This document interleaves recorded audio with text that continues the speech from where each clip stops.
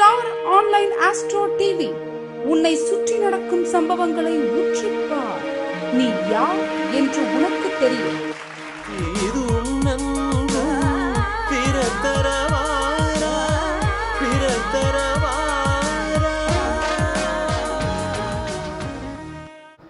நமது அழைப்பை ஏற்று இவ்வளவு நேரம் காத்திருக்கும் நமது திண்டுக்கல் சில்லப்பிள்ளை சின்ராஸ் ஐயாவை வருகவன வரவேற்று பேசுமாறு அன்புடன் அழைக்கிறோம். ஐயா உட்காந்து கூட பேசலாங்க ஐயா. ஐந்து கரத்தனை ஆனை முகத்தினை இந்தின் இளம்பிறை போலும் ஈற்றனை நந்தி மகந்தனை ஞான கொழுந்தனை புந்தியில் வைத்தடி போற்றுகின்றேனே. அனைவருக்கும் வணக்கம். எல்லாருக்கும் வணக்கம். ஆங்காங்கே வெளியில் இருக்கிறவங்க, மீட்டிங்க்கு வந்தவங்க, மீட்டிங் கேட்குற வேலைக்கு வந்து உட்காருங்க. ஏன்னா எல்லோரும் எந்திரிச்சு போயிட்டாலும் நாங்கள் கலங்க மாட்டோம். யாரும் இல்லைன்னாலும் மணிக்கணக்காக பேசுவோம், வருஷக்கணக்காக பேசியிருக்கோம், சாமானியமாக இல்லை. ரைட்டா? அதுக்கு எடுத்துக்காட்டு பின்னால் உட்காந்துருக்க இரும்பாலை விஜயனையா இருக்கார். அவர் மைக் இல்லாமல் பேசினாலே கன்னியாகுமரி வரைக்கும் கேட்கும். இதில் மைக்கை வச்சுக்கிட்டு பேசினார்னா எப்படி இருக்கேன். அதனால் ஜோசியராக வரணும் அப்படின்னா முதல்ல தானாக பேச கற்றுக்கணும், தனியாக பேசவும் கற்றுக்கணும். இல்லை நல்லா தான் இருந்தாங்க, ஜோசியம் படிக்கிறேன்னு சொன்னாங்க, இப்படி ஆனாங்கிற மாதிரி ஆயிடக்கூடாது. இல்லை? சரி, ஜோதிடத்தை பொறுத்த வரைக்கும் எடுத்துக்கிட்டால் எல்லாம் டீட்டெயிலாக சொன்னாங்க. அதாவது பரிகாரமெல்லாம் எப்படி பண்ணுறது, ஜாதகம் பார்க்குறது எப்படி, கிரகங்கள்லாம் எப்படி அப்படிங்கிறத தெளிவாக சொன்னாங்க. நான் உங்களுக்கு தெரியாத விஷயம் எது நான் ஒன்றும் புதுசாக சொல்ல போகிறதில்ல. ஜோசியத்தில் யுரேனஸை வைத்து பலன் எடுப்பது எப்படி, நெப்டியூனை வைத்து நம்புவது எப்படி, புளூட்டோவை வைத்து பிடுங்குவது எப்படி நான் பேச போகிறோம் இல்லை இல்லையா? மறுபடியும் அந்த சூரியனில் தான் ஆரம்பிக்கணும், சனியில் தான் முடிக்கணும், ராகு இதில் தான் முடிக்கணும் அப்படின்ற மாதிரியான ஒரு பாயிண்ட் இருந்தது. இப்படியே தான் சுற்றி வர போகிறோம். ஆனாலும் பாருங்கள், பேச பேச பேச பேச தமிழ் மாதிரி ஜோசியம் புதுசாகவே இருக்குது. எம்பிட்டு பேசினாலும் புதுசாகவே இருக்குது, யார் பேசினாலும் புதுசாகவே இருக்குது. அப்படின்னா என்ன அர்த்தம்? அந்த கொடுக்குற மாடுலேஷன் இருக்குது பாருங்கள், அந்த மாடுலேஷன் எப்படி கொடுக்குறாங்களோ அதை பொறுத்து தான் எல்லாம். அப்போது ஜோசியம் படிக்கிறதுங்கிறது எதை படிக்கணும்? முதல்ல கிரகம் படிக்கிறது, நட்சத்திரம் படிக்கிறது, ராசி படிக்கிறதுங்கிறதெல்லாம் ரைட், அதெல்லாம் படிச்சுக்கிறலாம். ஆனால் நம்ம எப்படி ப்ரெசன்டேஷன் பண்ணணும் அப்படிங்கிறதையும் படிக்கணும். அதுதான் ஜோசியம். அது பாருங்கள், ஒவ்வொருத்தருக்கும் ஒவ்வொரு மாதிரி இருக்கும். சிலர் ஜாதகத்தை எடுத்ததுமே கையில் பிடிச்சதுமே நீ ரொம்ப கஷ்டப்பட்டிருப்ப, சிரமப்பட்டிருப்ப, சீப்பட்டிருப்ப, துக்கப்பட்டிருப்ப, வெக்கப்பட்டிருப்பங்கிற மாதிரியான கண்டிஷன்லேயே ஆரம்பித்து போகிறது. என்ன காரணம்னா, நமக்கு சனி இல்லைன்னு வச்சுங்களேன், நிறைய பேர்த்துக்கு பலன் சொல்கிறதுக்கு வராது. என்ன காரணம்? தொழிலில் ரொம்ப கஷ்டப்படுறீங்க, அது வாரு உன் ஜாதகத்தில் சனி வக்கிறோம், அங்கே தான் நாங்கள் நிற்கிறோம், புரியுதா உனக்கு அப்படின்ற மாதிரி அப்படியே பேசியே ஓட்டிக்கிட்டு இருக்கோம் இல்லையா? ஆனால் அப்படி இல்லை. ஜோசியத்தை வந்து எங்கே இருந்து வேணாலும் உருவலாம் அப்படிங்கிறதுக்கு ஒரு ஐடியா. அதாவது இப்படித்தான் சொல்லணுன்றது இல்லை. போன தடவை எங்கள் மீட்டிங் வந்திருந்தப்போ தான் இந்த அண்டா உருட்டிக்கிட்டு இருந்தாங்க, அதுக்கு கூட ஒரு ஜோசியம் சொல்லிட்டு தான் போனோம். நீங்கள் இருந்தீங்களா என்னன்னு தெரில. அப்போது எதில் வேணாலும் நமக்கு வல்லவனுக்கு புல்லும் ஆயுதம் அப்படின்றாங்கல்ல, அது மாதிரி எதில் வேணாலும் எடுத்துக்கிட்டு ஜோசியம் சொல்லலாம். இப்போ ஒரு சின்ன எடுத்துக்காட்டாக எடுத்துக்கிடுவோம். அதாவது முதல்ல வந்து ஜோசியம் பார்க்குறப்ப வந்து இந்த ஃபீஸ் வந்து கேட்டு வாங்கலாமா அப்படின்னாக்க, கேட்கலன்னா தரமாட்டாங்க சார், சரியா? அப்போது நீங்கள் வந்து நேரத்தை இன்வெஸ்ட் பண்ணி படிச்சிருக்கீங்க இல்லையா? இப்போ வெளியூரில் இருந்தெல்லாம் இங்கே வந்திருப்பாங்க, எவ்வளோ தூரத்துலேருந்து பஸ்ஸு காசெல்லாம் செலவு பண்ணி இங்கே வந்து, என்னமோ இங்கே வந்ததுமே வந்து அடுத்த 1 ஹவரில் வந்து எல்லாருமே பயங்கரமான ஜோசியராக மாறிடுற மாதிரி நினச்சிக்கிட்டு வந்திருப்போம். இங்கே வந்து பார்த்தோம்னாக்க நமக்கு தெரிஞ்ச விஷயத்தையே தான் பேசுகிற மாதிரியே இருக்கும். அப்போது இப்படியே தான் ஓடிக்கிட்டே இருக்குது. எவ்வளவோ மீட்டிங் அட்டன் பண்ணுறோம், எத்தனையோ புஸ்தகங்கள் வாங்குகிறோம், படிக்கிறோம். அந்த புஸ்தகத்தை வாங்குறப்ப பார்த்திங்கன்னா அவ்வளோ ஆர்வமாக வாங்குவோம்.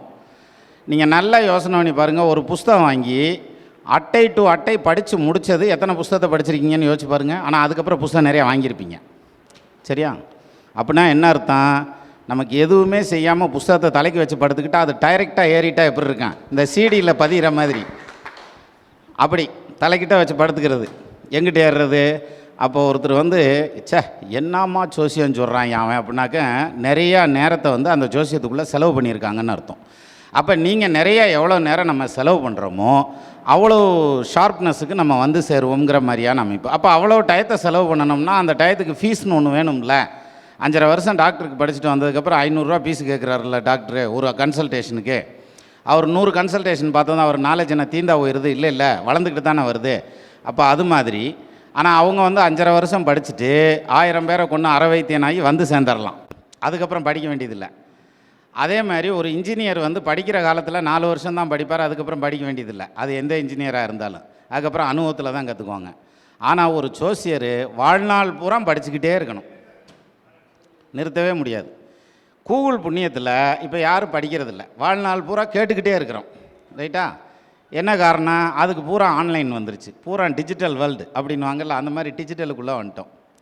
அப்போ நம்ம முதல்ல வந்து சிலர் சொல்லுவாங்க, நான் ஜோசியம்லாம் பார்த்தோன்னா காசெல்லாம் வாங்குறதில்ல, நான் காசே வாங்குறதில்ல, யாருக்கும் பிரியாத்தையும் சொல்லுவேன், நான் வாங்குறதில்ல. அப்படின்னா என்ன அர்த்தம்னா, ஆண்டவன் அவங்களுக்கெல்லாம் எங்கனையோ ஒரு பக்கம் படி அளந்துக்கிட்டு இருக்காருன்னு அர்த்தம். அப்போ தான் அவங்களால வாங்காமல் சொல்ல முடியும் இல்லையா?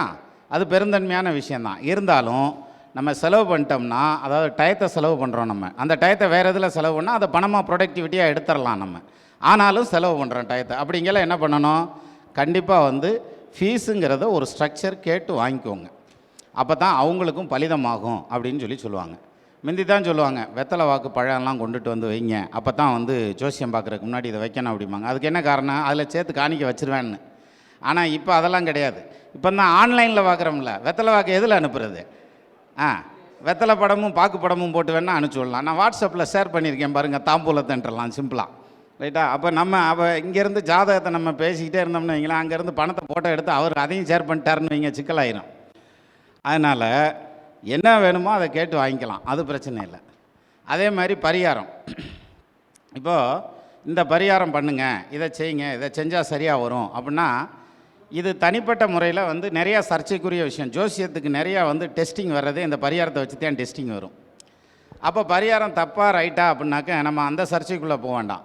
இப்போ திருச்செந்தூர் முருகனை போய் பார்க்குறோம்னு வச்சுக்கோங்க, நம்ம என்ன மனசோடு போய் பார்க்குறோம், என்ன நம்பிக்கை வச்சு போய் பார்க்குறோம், என்ன வேண்டுதலோடு போய் பார்க்குறோம் அப்படிங்கிற ஒரு கணக்கு இருக்குது. அதோடு போய் நம்ம பார்க்கல தான் அந்த வேண்டுதல் வந்து இறைவனுக்கு கேட்கும். அது மாதிரி இல்லாமல் இப்போ ஜோசியர் பரிகாரம் சொன்னது, என்ன செய்கிறது, கல்யாணம் ஆகணும்னா இங்கே வரணும்ட்டாங்க, எங்கே திருமணஞ்சேரி ஓன்னு சொல்லிட்டாங்க, நான் அங்கேருந்து விடிய விடிய பஸ்ஸில் வரேன், வேறு வழி இல்லாமங்கிற மாதிரி கடனேன்னு போய் செஞ்சுட்டு வந்தால் என்ன நடக்கும்? ஒன்றும் நடக்காது. அப்போது ஒரு சாப்பாட்டை ருசித்து சாப்பிட்றதுக்கும் வயிற்றை நப்புறதுக்காக சாப்பிட்றதுக்கும் வித்தியாசம் இருக்குது இல்லையா? அதனால் அந்த ருசித்து சாப்பிடையில அதுக்கு பிரயோஜனம் உண்டு. அதனால் அந்த கோயில் குளம்னு போகிறப்ப அதை போனோம்னாலே பிரயோஜனம் உண்டு அப்படிங்கிற மாதிரியான அமைப்பு. இப்போ ஜோசியத்தை நம்ம எப்படிலாம் எடுத்துக்கலாம் சிம்பிளாக.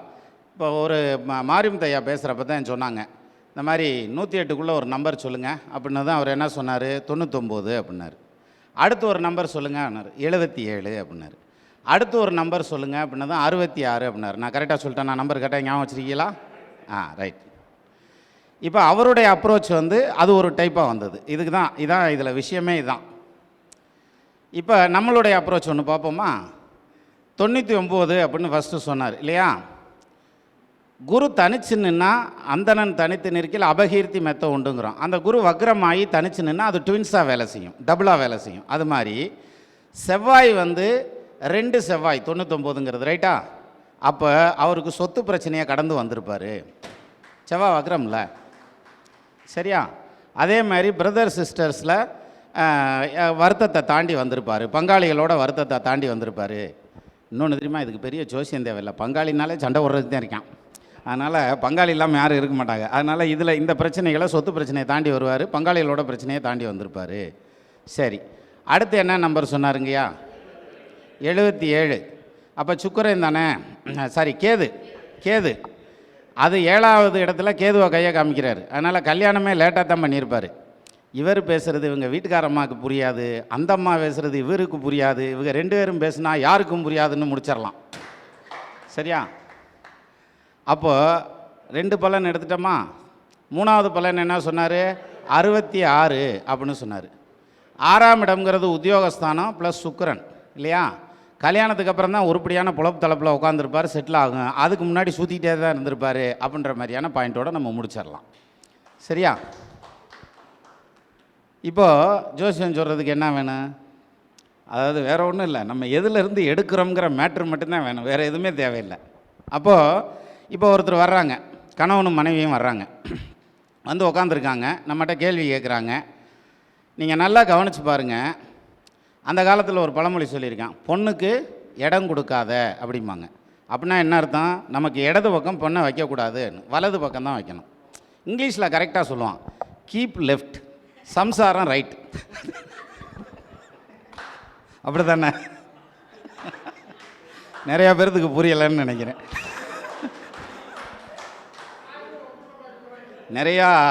நிறையா பேர் லெஃப்டில் தான் வச்சுருப்பாங்க போல இருக்குது. அப்போது நம்ம நம்மகிட்ட உட்காடுறாங்கல்ல, உட்காரல அந்த அந்த கேட்குற ஐயாவுக்கு இடது பக்கம் உட்காந்துருந்துச்சின்னு வச்சுக்கோங்க. அந்த அம்மா ஆட்சி தான் நடக்கும், அது சொல்கிறதையும் கேட்கணும். சரியா?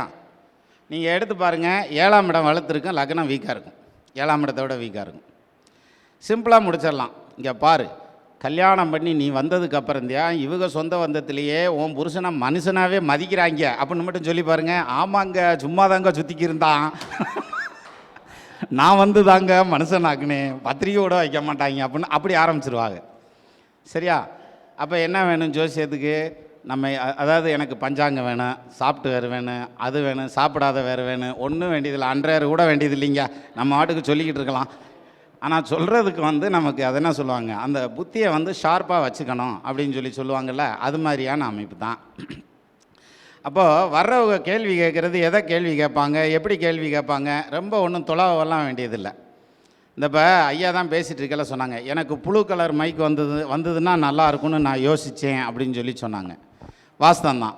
அந்த ப்ளூ கலரை கையில் பிடிச்சதுமே பணத்தை பற்றி பேசினார், நாயை பற்றி பேசினார், பரிகாரம் பண்ணினார், எடுத்து புதைச்சிட்டு வாங்கினார். சரியா? கரெக்டாக பேசினார்ல?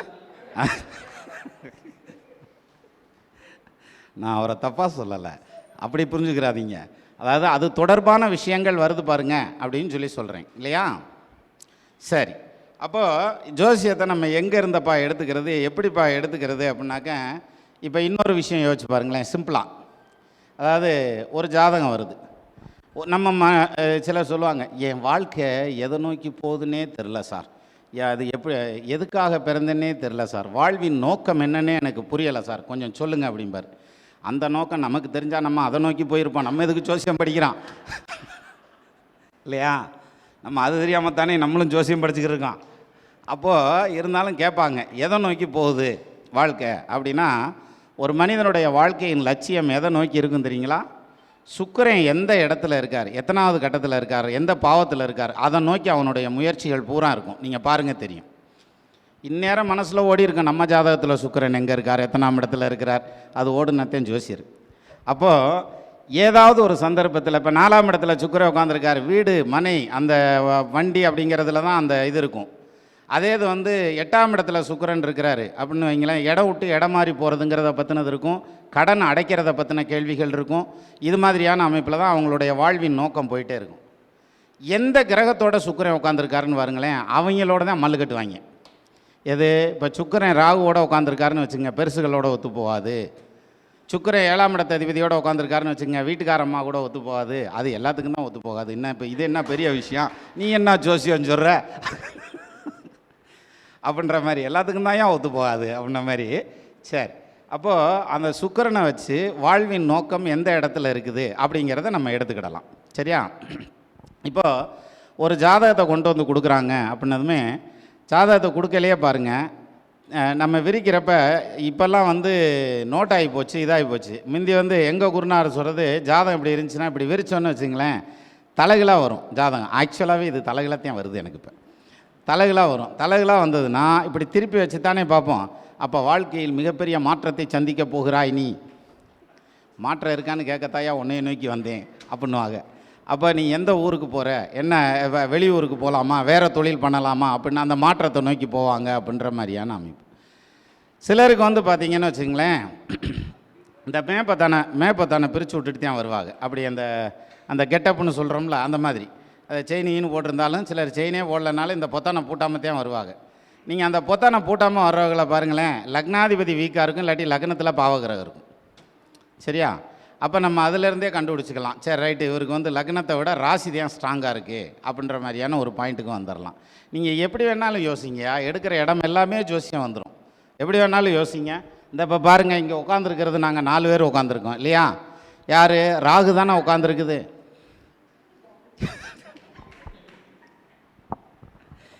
அது நீ சொல்கிறப்பெல்லாம் கரெக்டாக தான் புரியுது, ஆனால் நம்மளே எடுக்கிறப்பத்தான் பெரிய திணறலாக இருக்கியா அப்படின்ற மாதிரி இல்லை? இப்போது இதில் என்ன சிக்கல்னா, 4 பேர் உட்காந்துருக்கான், நான் ஒயிட் கலரில் போட்டு உட்காந்துருக்கேன், அப்போ நம்மது சந்திரன் இல்லையா, இது ராகுல உட்காந்துருக்காங்கல்ல. அப்போ அவங்கள பொறுத்த வரைக்கும் என்ன உட்காந்து பேசுகிறேன், எம்பிட்டு எந்நேரத்தில் முடிப்பாங்கன்னு தெரியலையா அப்படின்ற மாதிரியான எண்ணம்லாம் வந்துடும். சரியா? ஆனால் எனக்கு இன்னொன்று, டைம் வேறு சொல்லலை. ஏன் சார் இங்கே சார் எங்கேணும் மைக்கை கொடுத்துட்டு கிளம்பிட்டாராட்டு இருக்குது. சரி, நீ பேசிகிட்டு நான் காலையில் வந்துடுறேன்ட்டு போயிட்டார் போல இருக்கு. சாரிப்பா. அப்போது ஒரு ஜோதிடம் எடுத்துக்கிறதுங்கிறது எனக்கு இப்படித்தான் வேணும். பிறந்த ஊர் சொல்லு, அந்த டிஸ்ட்ரிக் சொல்லு, அதுக்கான லேட்டிடியூடு சொல்லு, லாங்கிடியூடு சொல்லு, அப்புறம் வந்து பிறந்த தேதி, மாதம், வருஷம், அது 12 மணிக்கு முன்னால் பிறந்ததா பின்னால் பிறந்ததா, இந்த ஆராய்ச்சியெல்லாம் வேண்டியது இல்லைங்க. வந்தாக்க என்ன கேள்வி கேட்குறது, இதானே, இதுதான் பதில், பழிச்சுன்னு முடிச்சுட்டு போயிடலாம். சரி, நமக்கு அவங்க எந்த சிம்டம்ஸுமே கொடுக்கல, இப்படி வச்சுக்கிருவோம். அப்போ என்ன செய்கிறது? ஒரு சிம்டம்ஸுமே நமக்கு கொடுக்கல அப்படின்னாக்க என்ன பண்ணுறது? இப்போ என்ன ஓர ஓடுதுன்னு சொல்லுங்கள் யாராவது ஒருத்தர். தெரிஞ்சால் சொல்லுவோம் இல்லையான்னு சொல்லக்கூடாது. மணி என்ன ஆகுதுங்க? 5 ஆக போகுது. 2, 3, 4, 5. இன்றைக்கி என்ன கிழமைப்பா? செவ்வாய், சூரியன், சுக்கிரன், புதன் வரப்பா. நான் அதனால தான் நம்மெல்லாம் ஜோசியம் படிக்கிறேன், இப்படி டைலாக் விட்டுக்கிட்டு போகலாம். நம்ம அப்படிலாம் விட்டுட்டு போக வேண்டியதில்லை.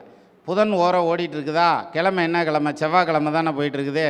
சொத்து பத்து சம்மந்தமாக கேட்குறதுக்கு வந்திருக்கியா? நீ கேட்குற மாதிரி நல்ல விலைக்கு விற்று போயிடும், இல்லை நல்ல விலைக்கு வாங்கிடலாம், நீயே உனக்கு ப்ராப்பர்ட்டி அமையும். எங்கே இப்போ சொல்லுங்கள், புதன் காலி இடத்த குறிக்குமா? அப்போ காலி இடம் நீ வாங்குவ. செவ்வாய் கட்டடத்தை குறிக்குமா? இடம் வாங்கி வச்சிருக்கியா, நீ கட்டடம் கட்டுவ. அது சம்மந்தமாக கேட்கத்தான் வந்திருக்க, அது உனக்கு பிக்கப் ஆகும் அப்படிங்கிற மாதிரியான பாயிண்டில் டக்குன்னு முடிச்சிடலாம்ல. இப்போ நீங்கள் இதை கேட்டு பாருங்கள், அவங்க மாற்றி சொல்லுவாங்கங்கிறீங்க, சொல்ல மாட்டாங்க. அப்படியே கடியாரத்து பக்கம் திரும்புங்க. 4 to 5ன்னா எது? சிம்மத்தில் நிற்கிது சின்ன முள், மீனத்தில் நிற்கிதா பெரிய முள்? சிம்மமும் மீனமும் சஷ்டாஷ்டகமா? இப்போ கேள்வி கேள்றான்னாக்கா அவன் எனக்கு என்ன பிரச்சனையாக இருக்கோ அந்த பிரச்சனையை தான் கேட்பான். அதுவும் 12ஆம் இடத்தை நோக்கி நிற்கிறனால செலவை நோக்கி கேட்பான். அதுவும் சிம்மத்திலேருந்து 12ஆம் இடத்தை நோக்கி நிற்கிறதுங்கிறதுனால பூர்வீகம், ப்ராப்பர்ட்டி, செல்வாக்கு, தன்னுடைய கௌரவம் எதுவும் பாதிக்குமோங்கிற பயத்தில் கேள்வி கேட்பாங்க. விடம் கொண்ட மீனை போலும் வெந்தழல் மெழுகு போலும் படம் கொண்ட பாம்பின் வாயில் வற்றிய தேரை போலும் திடம் கொண்ட ராமபானம் செருக்கழத்துற்ற போது கடன் கொண்டார் நெஞ்சம் போல் கலங்கினான் லங்கை வேந்தன். கடைசியில் பாயாசம் ஊற்றுன மாதிரி கடைசி வரி மட்டும் வருது. ஃபைனலாக பாயாசம் ஊற்றுன்னு சொல்லுவாங்கள்ல, அது மாதிரி. எனிவே, அப்போ இந்த இப்போ சார் சொன்னால தான் சொன்னார், 9 ஒரு ஜோசியர் ஏத்தாப்பில் வந்து ஒருத்தரை பார்க்குறாருன்னா 9 கிரகங்களும் ஜோசியர்கிட்ட இருக்குது. அப்போ 9 கிரகங்களும் வந்து நம்மளை பார்க்குதுன்னு அர்த்தம். அப்படின்னாக்க இதை இப்படி எடுத்துக்கலாம் பாசிட்டிவாக, என்னடா பெரிய கிரகமாக இருக்குதுன்னு வாங்க இல்லையா, அப்படி கூட எடுத்துக்கலாம் இல்லை. சரி, அதாவது நம்ம எல்லாத்துக்கும் ஒரு வாக்கு பலிதம் அப்படிங்கிறது ஒன்று இருக்கும். அந்த வாக்கு பலிதம் இருந்தால் தான் சார் ஜோசியத்துக்குள்ளேயே வர முடியும், இல்லாட்டி வர முடியாது. அது மீறி நீங்கள் வந்திருந்தீங்கன்னு வச்சுங்களேன், கொஞ்ச நேரம் தான் உட்கார முடியும். இவங்க வாட்டுக்கு எப்படிப்பா மணிக்கணக்காக பேசுகிறாங்க புரியாமலே, அதை உட்காந்து வேற கேட்டுக்கிருக்காங்கன்ட்டு ஓடிடுவாங்க எந்திரிச்சு குடுகுடுன்னு.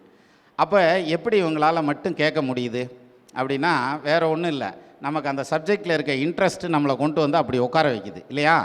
அப்போது உங்களுக்கு எந்த அளவுக்கு இன்ட்ரெஸ்ட் ஆழமாக போகுதோ அந்த அளவுக்கு வந்து நமக்கு உள்ளேருந்து அவுட்புட் வரும். ஏன்னா நம்ம படித்து உள்ளே போட்டுக்கிட்டே இருப்போம் இல்லையா, அதை சிந்தசைஸ் பண்ணி வெளியே எடுக்கணும். அப்படியே எடுத்துடக்கூடாது. நம்ம படித்ததை அப்படியே எடுத்தால் மாட்டிக்கிடுவோம். எப்படி? 7ஆம் இடத்துல குரு இருந்தால் அழகான மனைவி கிடைக்கும், கொஞ்சம் குண்டான மனைவி கிடைக்கும், கலரான மனைவி கிடைக்கும் அப்படின்னு பேசுகிறோம்னு வச்சுங்க. மிதுன லக்னத்துக்கோ கன்னியா லக்னத்துக்கோ 7ஆம் இடத்துல குரு இருந்து என்ன செய்ய போகிறோம்? அழகாக வந்து என்ன செய்ய போகிறோம்? குண்டா வந்து என்ன செய்ய போகிறோம்? இல்லை உருட்டா வந்து தான் என்ன செய்ய போகிறோம்? மொத்தத்தில் தூக்கி தான் எறிய போகிறோம் இல்லையா. சரி, அதே இது 7ல் குரு இருந்தால்னு நம்ம படித்து வச்சுருப்போம். அதில் பார்த்தீங்கன்னா பிரமாதமாக குடும்பம் நடத்திக்கிட்டு இருப்பாங்க. எப்படிப்பா அப்படின்னா அந்த 7ஆம் இடத்துல குரு வக்ரம்ங்கன்னு சிம்பிளாக முடிச்சுட்டு போயிடுவாங்க. ஏன்னா வக்ரம் ஆயிடுச்சுன்னா பாசிட்டிவாக பேச ஆரம்பிச்சிடும். அப்படி நேர் ஆப்போசிட்டாக தானே பேசும். நான் நிறைய இடத்துல பேசியிருக்கேனே, கேட்டிருந்துருப்பீங்க. அப்போ நேர் ஆப்போசிட்டாக பேசும் வக்ரம் ஆச்சுன்னா அப்படிங்கிற மாதிரியான அமைப்பு. அப்போ நம்ம 7ல் குரு இருந்தாலும் என்ன செய்யும்னு படித்து வச்சோம்னா ஒரு இடத்துல ரைட்டாக இருக்கும், இன்னொரு இடத்துல தப்பாக இருக்கும். அப்போ எந்த இடத்துல ரைட்டாக இருக்குது, எந்த இடத்துல தப்பாக இருக்குது அப்படிங்கிறத இது மாதிரி நிறைய விதிகள் சொல்லிக்கிட்டே போகலாம் ஜோதிடத்தை பொறுத்த வரைக்கும். என்னை பொறுத்த வரைக்கும் நான் நினைக்கிறது என்னென்னா, ஜோசியம் படிக்கிறதுங்கிறது அதுக்கு வந்து ஹேண்டில் பண்ணுறதுங்கிறதும் அவங்கவுங்களுடைய இண்டிவிஜுவல் அந்த திறன் ஒன்று இருக்குல்ல. அதாவது நீங்கள் எப்படி ப்ரெசன்டேஷன் பண்ணுறீங்க, யார் முன்னால் பண்ணுறீங்க, எப்படி பண்ணுறீங்கிறத வச்சு தான் அந்த சக்ஸஸ் அப்படிங்கிறது வருமே தவிர மற்றபடி நான் படிக்கிறேன் அப்படிங்கிறத வச்சு வர்றதுங்கிறது அதுக்கப்புறம். அப்புறம் இன்னொரு விஷயம், நம்ம சொல்கிறதுங்கிறது வந்து சொலல் வல்லன் ஜோர் வல்லனவனே இகல் வல்லல் யாருக்கும் அரிது அப்படின்னா. அப்போது பேச்சில் வந்து திறமையாக சொல்லி பேசி அவங்கள வந்து வர்றவங்கள கன்வின்ஸ் பண்ண தெரிஞ்சிருக்கணும் நமக்கு. அதுதான் ரொம்ப முக்கியமானது. இதை வந்து இப்படி கூட எடுத்துக்கலாம். அவங்க வரையில் நிறைய பிரச்சனைகளோடு தான் வர்றாங்க. நம்மகிட்ட பேசிட்டு போகிறாங்க பார்த்தீங்களா, போகிறப்ப சரி ரைட்டு ஏதோ ஒரு சொல்யூஷன் கிடைக்கும்னு சொல்லியிருக்காங்க, அல்லது இத்தனாம் தேதிக்கு அப்புறம் நல்லா இருக்கும்னு சொல்லியிருக்காங்க, இப்படி இருக்கும்னு சொல்லியிருக்காங்க, அப்படி பேசிட்டு போனால் நல்லாயிருக்கும். என்னது இன்னும் 2 வருஷத்துக்கு இருக்காமல, அவ்வளோதான் இன்னும் சிரமப்படணுமாம்ல, இன்னும் கஷ்டப்படணுமாம்ல அப்படிங்கிற மாதிரியான அமைப்பில் பேசிட்டு போகக்கூடாது இல்லையா? அப்போ என்ன வரணும்னா, ஜோசியரை பார்க்க வரையில் குழப்பத்தோடு வரணும், போகும்போது அவங்க தெளிவாக மட்டும்தான் போகணும். சரியா? இதில் இன்னொரு விஷயம் இருக்குது. நம்ம ஜோசியம் பார்க்குறதுனால நமக்கு எதுவும் கர்மா வந்துடுமா? கர்மாவும் வராது, ஒரு குருமாவும் வராது. ரைட்டா? காரணம் என்னென்னா, நம்ம ஒரு ப்ரொஃபஷன், நம்ம ஒரு தொழில் பண்ணுறோம். அந்த தொழிலில் நேர்மையாகவும் நீதியாகவும் நியாயமாகவும் தர்மமாகவும் அப்படி நம்ம அதில் நேராக இருந்தாலே போதும், நிச்சயமாக ஜெயிப்போம் சார், கன்ஃபார்மாக ஜெயிப்போம். அதை விட்டுட்டு நீங்கள் கிரகங்களோட டீல் பண்ணுறீங்க அப்படின்னாக்கும், கொரோனாவோட அத்தனை பேர் டீல் பண்ணால், அத்தனை டாக்டரு நர்ஸு எல்லோரும் எத்தனை பேர் டீல் பண்ணாங்க இல்லையா? அப்போது நம்ம கிரகங்களோட தான் டீல் பண்ணுறேன் இல்லைன்னு இல்லை, ஆனால் கஷ்டப்படுறவங்களுக்கு அந்த விடிவிளக்கு மாதிரி காமிக்கிறோம்ல சார். நல்லா யோசனை பண்ணி பாருங்கள். எத்தனை பேர் மனசு ஒடிஞ்சிருச்சுன்னு வச்சுக்கோங்களேன், உடம்புல கை கால் ஒடிஞ்சா கூட நொண்டிக்கிட்டு இழுத்துக்கிட்டு வெளியே வந்துடுவான். மனசு ஒடிஞ்சிச்சுன்னா வெளியில் வரவே மாட்டான் சார், ரூம்குள்ளேயே உட்காந்துக்கிடுவாங்க, அந்த ரூமை விட்டு வெளியிலே வரமாட்டான். நம்ம யாராவது உள்ளே போனோம்னா அந்த ரூமுக்குள்ளே சேர்த்துக்கிறவே மாட்டாங்க நம்மளை. அந்த அளவுக்கு ரொம்ப கொடூரமான ஒரு ஸ்டேஜுக்கு போயிடுவாங்க. அந்த இடத்துல தான் ரிலீஃப் வேணும் நமக்கு. அல்லல் பட்டு ஆற்றாது அழுத கண்ணீர் செல்வத்தை தேய்க்கும் படைன்னு சொல்லுவாங்க. அது மாதிரி ரொம்ப கஷ்டப்பட்டு அவங்க சிரமப்பட்டுட்டு இருக்கிறப்ப நம்ம முன்னாடி உட்காருவாங்க பாருங்கள். அதே மாதிரி கிளைண்ட்ஸ் சில இடத்துல கேள்வி கேட்பாங்க நம்மளை. அதில் பாருங்கள், இந்த இடம் வாங்கினோம்ல, அந்த இடம் ஏதாவது பிரச்சனை இருக்குதா அப்படின்னு கேட்பாங்க. அப்படின்னா என்ன அர்த்தம்னா, ஏதோ ஒரு பிரச்சனையை அவன் வச்சுட்டு வந்திருக்கிறான். அப்போ இதை நம்மக்கிட்ட அந்த வெரிஃபை பண்ணுறதுக்காக கேட்குறாங்க. இப்போ நீங்கள் இப்படி சொல்லி பாருங்கள், 1000 பேர் சொல்லுவான் உனக்கு அந்த இடத்துல பிரச்சனை இருக்குன்னு, ஆனால் அது உனக்கு சாமி கொடுத்த கிஃப்ட்டு தெரியுமா, உன் குலதெய்வம் கொடுத்ததுரா, இல்லாட்டி எத்தனை பேர் மோதிருப்பான், அவனுக்கெல்லாம் அமையாமல் உனக்கு தானே அமைஞ்சிருக்குது, அது ஓன் சொத்து ஒன்றது தான் அப்படின்னம்னா அப்படி நிமிந்து உட்காருவார். ஆஹா பரவாயில்லையே அப்படின்னு உட்காருவார். அதை விட்டுட்டு பிரச்சனை இருக்கா அப்படின்னு கேட்குறாருன்னு வச்சுங்களேன், கொஞ்சம் போல் பிரச்சனை இருக்கிற மாதிரி தான் இருக்குது, ஆனாலும் சமாளிச்சுக்கிறலாம் அப்படின்னம்னா, இது எப்படின்னா, இந்த ரோட்டில் போய்கிட்டு இருக்கல, ரைட்டில் திரும்புறதா லெஃப்ட்டில் திரும்புறதான்னு தெரியாது, அந்த நடு ரோட்லேயே வண்டி ஓட்டிக்கிட்டு இருப்பேன் பார்த்துருக்கீங்களா? ஏன்னா தாண்டி போயிடக்கூடாதுல்ல, அப்படியே ஓட்டுறது. அது சூழ்நிலைக்கு தகுந்த மாதிரி திருப்பிக்கலாம் லெஃப்ட் ரைட்டு திருப்புறதுன்னு. அதனால் அவங்க வாயிலிருந்தே வரணும்லாம் கேட்கக்கூடாது. நமக்கு என்ன தெரியுதோ, நமக்கு என்ன மனசுக்கு படுதோ அதை ஓங்கி அடிங்க சார், அது கரெக்டாக இருக்கும். அதில் நிச்சயமாக மாறவே மாறாது. ஒருவேளை இல்லைன்னு சொல்லிட்டாங்கன்னா அப்படின்னாக்க அதெல்லாம் சொல்ல மாட்டாங்க. அந்த இடத்துல இல்லைன்னு சொல்கிறாங்கன்னா நமக்கு இங்கே சஞ்சலம் வந்துருச்சுன்னு அர்த்தம், மனசுக்குள்ளே சஞ்சலம் வந்துருச்சுன்னு அர்த்தம், வரக்கூடாது. அப்போது பேசுகிறப்ப பிசுறு தட்டக்கூடாதுன்னு வாங்கல, அது மாதிரி இப்போத்தையும் சொன்னேன் முத்துப்பாண்டிகிட்ட, எல்லா ஜோசியரையும் பேச வச்சு பார்க்குறாரு அவரை தூக்கி விடுங்கய்யா, தேரை இழுத்து தெருவில் விடுங்கய்யா, இப்போ மேடையில் விடுங்க, அவரும் பேசட்டா அப்படின்னு. அவர் தான் சொன்னார், அதெல்லாம் பேசிடுவேன், எங்கள் வீட்டுக்காரம்மா முன்னாடி மட்டும்தான் பேசுவேன்னாரு. அங்கே பேசுனா எல்லா பக்கமும் பேசலாம், எத்தனை தண்டி சபை இதழினும் பேசலாம். இன்னொரு விஷயம் சொல்கிறீங்களுங்க, ஒரு மனுஷனுக்கு மாலை விழுகிறது எப்போ சார் விழுங்க? அவன் பிறந்தப்போ ஒரு மாலை ஓட்டாங்களா என்னன்னு தெரியாது, அதுக்கப்புறம் கல்யாணத்தப்போ ஒரு மாலை ஓட்டிருப்பாங்க. அந்த மாலை ஓட்டப்போ நம்மளாவே இருக்க மாட்டான், ஏன்னா அம்புட்டு பையிலும் குருன்னு என்னையே பார்க்குறாங்க அப்படின்ற மாதிரியே இருக்கும். நம்ம அதை ரியலைஸ் பண்ணுறதுக்குள்ளேயே கல்யாணம் முடிஞ்சு போயிடும். சரி இன்னொரு வாட்டி பண்ணல நல்ல விதமாக பண்ணலாம் அப்படின்னு சிலர் தெளிவாக பண்ணுறான், மறுபடியும் கூட 2வது தடவை எங்கே ரிப்பீட்டு அப்படின்னு. சரி, அப்போது ஒரு ஜோசியருக்கு மாலை விழுகிறது பாருங்கள். நீங்கள் மாபெரும் சபைதனில் நீ நடந்தால் உனக்கு மாலைகள் விழ வேண்டும், ஒரு மாற்று குறையாத மன்னவன் இவன் என்று போற்றி புகழ வேண்டும் அப்படிங்கிறாங்க. இங்கே எத்தனை பேர்த்துக்கு மாலை விழுந்தது பார்த்துருப்பீங்கள்ல, அத்தனை பேர்த்துக்கு மாலை விழுகுது சார். அப்போ இவங்கெல்லாம் எப்படி கல்யாணத்தப்போ மாலை போட்டிருப்பாங்கல்ல, அதுக்கப்புறம் மாலைங்கிற எக்ஸ்பீரியன்ஸ் என்னங்கிறது தெரியுது பாருங்கள் உங்களுக்கு. சால்வை விழுகுதில்ல, கௌரவம் வருதில்ல. அப்போது இத்தனையும் வேகமாக வந்தது மைக்கை பிடிங்கிட்டு போயிடுவாராக்குன்னு நினச்சேன், ரொம்ப நேரம் பேசிக்கிருக்காங்கன்னு. சார் எம்பிட்டு நேரம் பேசணும்னு எனக்கு சொல்லலை, எவ்வளோ நேரம்னாலும் பேசுங்க, நாங்கள் 7 மணிக்கு கிளம்பிடுவோம் நம்ம மாதிரி. சரி, அப்போது எங்கே விட்டோம்? இந்த வள்ளி திருமண நாடகத்தில் சொல்லுவாங்களா, காயாத கானகத்தே அப்படின்னாக்க மேயாத மான் புள்ளி மேவாத மான்னு எடுத்து கொடுக்கணும் டவார்னு. அப்போது ஜோசியத்தை பொறுத்த வரைக்கும் மாலை விழுகிறது, சால்வை விழுகிறது, கௌரவம் கிடைக்கிறதுங்கிறது நல்லா யோசனை பண்ணி பாருங்கள். நம்ம இப்போ நான் உள்ள நுழையில பார்க்குறேன் சார், நிறைய பேர் நான் இங்கே வந்து நின்று கும்பிட்டேன், சபையை கும்பிட்டேன், எல்லாரும் கும்பிட்டாங்க, எல்லாம் எந்திரிச்சு நின்றுலாம் கும்பிட்டாங்க.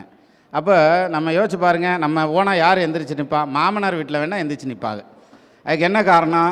இந்த பிள்ளைய ரொம்ப சிரமப்பட்டு இவங்கிட்ட தள்ளி விட்டான், இவன் மறுபடியும் இந்த பாறாங்கல்ல இங்கிட்டு உருட்டி விட்டுருவான், அதனால் எந்திரிச்சு கும்பிட்டு வச்சுருவோம்.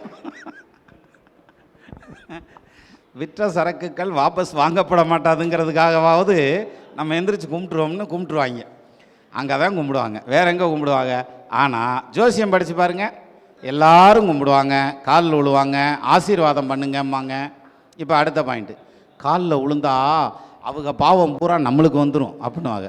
அதெல்லாம் ஒன்றும் வராது, நமக்கு கௌரவம் தான் வரும், தலகணம் தான் வரும். புரியுதுங்களா? அவங்களுக்கு ஒன்றும் வராது, நம்மளுக்கு வர்றது தலகணம் தான் வரும். அப்போ இந்த ஈகோ மட்டும் இருக்கவே கூடாது. நம்மளே வந்து பிரமாதமாக, இப்போ ஜோசியர் எல்லாரும் நம்ம எல்லாருமே பிஸியாக தான் சார் இருப்பாங்க, எல்லா ஜோசியரும் பிஸியாக தான் இருப்பாங்க. இப்போ நமக்கு என்ன ஒரு யோசனை வரும் அப்படின்னா, நான் தான் பயங்கர டைட்டாக இருக்கேன்ல, நான் தான் ரொம்ப பிஸி, எனக்கு அந்த ஊர்லேருந்து பார்க்க வந்தாங்க, அவ்வளோ பெரிய பணக்காரர் பார்க்க வந்தார், அதிகாரத்திலேருந்து ஒரு பார்க்க வந்தார், அவர் வந்தார், இவர் வந்தார், அண்ணன் மாயண்ணே வந்தாங்க, மாப்பிள்ளை மொக்கச்சாமி வந்தாங்க, இன்னும் நம்ம உறவினர்கள்லாம் வந்தாங்கங்கிற கணக்காக நமக்கு அந்த தோற்றம் இருக்கும். எல்லார்த்திட்டையும் அப்படி கிளைண்ட்ஸ் இருப்பாங்க, அப்படி பிஸியாக இருப்பாங்க, அப்படி தான் சம்பாதிப்பாங்க, எல்லாம் பண்ணிக்கிட்டு இருப்பாங்க. அப்போ மாற்றான் தோட்டத்து மல்லிகை மணக்கும். அதே மாதிரி இப்போ ஒருத்தர் சொல்லுவாங்க, இந்த மாதிரி ராசி சக்கரத்தை வச்சுத்தான் பலன் சொல்லணும், நவாம்சம் இல்லாமல் பலன் சொல்லக்கூடாது, பாதசாரத்தை வச்சுத்தான் பலன் சொல்லணும், சாரமே கிடையாது, அப்புறம் வேறு என்ன சொல்கிறது, இது கிடையாது அது கிடையாது. ஆனால் நிஜமாக சொல்கிறேன் சார், இந்த முறை எல்லாமே நல்லா வரும். எனக்கு ஏஎல்பியோ டிஎன்ஏ ஜோசியமோ தெரியாது, நான் அதெல்லாம் படிக்கலை. மேபி அதுவும் சரியாக வரலாம், அது கரெக்டாக வர்றதுனால தானே இவ்வளோ தூரம் வந்திருக்கு. நான் என்ன சொல்கிறேன், பழையன கடிதலும் புதியன புகுதலும் புதுவதென்று உலகத்து இயற்கை, எல்லாத்தையும் ஏற்றுக்கணும் நம்ம. அப்போ என்னென்னா அவங்களுக்கு அந்த ஸ்டைலில் வந்து கரெக்டாக வரும், சரியாக வரும். இன்னும் சொல்லணுன்னா ஜோசியம் சொல்லலை, நம்மளுக்கே பிரமிக்கிற மாதிரி பலன் வரும் சார். நம்மளா சொன்னோம் அப்படிங்கிற மாதிரியெல்லாம் நமக்கு ஆச்சரியமாயிரும். அந்தளவுக்கு பிரமாதமான பலன்லாம் நம்மளை அறியாமலே வந்துடும் வெளியில். அப்போ நமக்கு பெரிய ஆச்சரியமாக போயிடும், சே என்ன தெரியுமா, நான் எப்பேற்பட்ட ஆள் தெரியுமாங்கிற மாதிரி நமக்கே மலைப்பாயிரும். சரி நம்ம பிரமாதமாக சொல்கிறோம் அப்படிங்கிற மலைப்பு வந்துடும். இப்போ தான் வந்து பிரச்சனை வரும். என்னென்னா இன்னொருத்தர் இன்னொரு முறையில் ஜோசியம் சொல்லுவார். உடனே நம்ம என்ன சொல்லுவோம்னா, இந்த முறை சரியாக வருது அப்படிம்போம், அவர் அந்த முறை சரியாக வருது அப்படிம்பார். அப்போ அது சரியாக வந்தால் நீங்கள் அதில் செய்யுங்க, நான் இதில் செய்கிறேன், ரெண்டுமே சரியாக வந்ததுன்னா அப்படியே ஃபாலோ பண்ணுவோம் அப்படிங்கிற மனசு வேணும். அந்த மனசு வராது. இதை இப்படி சொன்னால் உங்களுக்கு புரியாது, இப்போ தெளிவாக புரியும் பாருங்கள். அதாவது நான் பார்க்குற முறை தான் கரெக்டு, நீ பார்க்குற முறை தப்பு அப்படின்ற பாயிண்டில் சொல்லக்கூடாது. என்ன காரணம், ஏன் பொண்டாட்டி மட்டும்தான் அழகு, ஓம் பொண்டாட்டி அழகு இல்லைன்னு சொல்லக்கூடாது, அதுவும் அழகு. இப்போ எவ்வளோ தெளிவாக புரியுது, புரிகிற மாதிரி சொல்லணும்ல, சரியா? ஆமாம், எப்பயுமே உதாரணம் உருப்படியாக இருக்கணும், அப்போ தான் கரெக்டாக போய் சேரும்.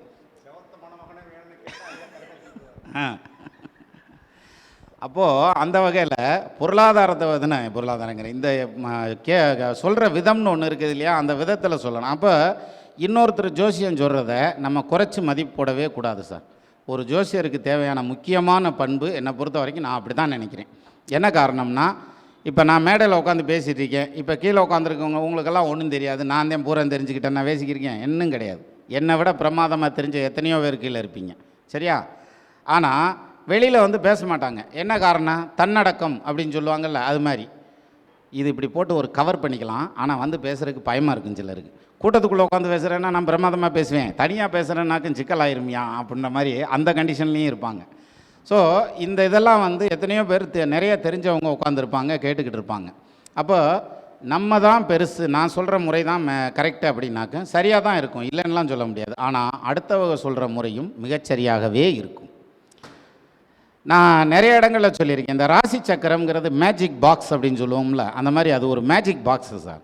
நீங்கள் எதை கேட்டாலும் கொடுக்கும் சார், எப்படி கேட்டாலும் கொடுக்கும், என்ன கேள்வி கேட்டாலும் அதுக்கு பதில் வரும். எங்கள் சித்தப்பனுக்கு வந்து பையன் பிறக்குமா பொண்ணு பிறக்குமான்னு கேட்டாலும் பதில் சொல்லும். நான் மேய்க்கிற மாடு காலங்கன்று போடுமா கெடேரி கன்று போடுமான்னு கேட்டாலும் பதில் சொல்லும். கிடைக்கும். 7ஆம் நம்பர் எத்தனை கிடைக்கும், 11ஆம் நம்பர் பக்குவமாக கிடைக்குமா, இல்லை 6ஆம் நம்பர் அடித்து வரட்டுமா, அப்படி இருக்குல்ல.